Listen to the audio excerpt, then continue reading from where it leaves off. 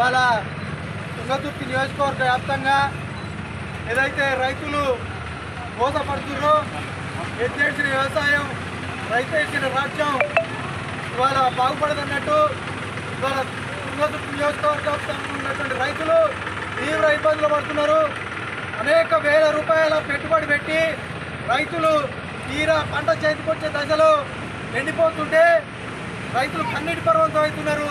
ఇవాళ పండిన చేతికొచ్చిన పంటను గొర్రెలకు బర్రెలకు మేపుకునే స్థితిలో ఇవాళ రైతాంగం ఉన్నారు. కాబట్టి దయచేసి ప్రభుత్వం చెరువులను నింపి పంట పొలాలకు నీరుని అందించాలి. నువ్వు వారాబంది విధానాన్ని ప్రవేశపెట్టి ఒక నీళ్ళు వచ్చి చెరువు దగ్గరికి పోయేసరికి మళ్ళీ నీళ్ళు బంద్ అయ్యేసరికి మళ్ళీ మొదటికే వస్తుంది.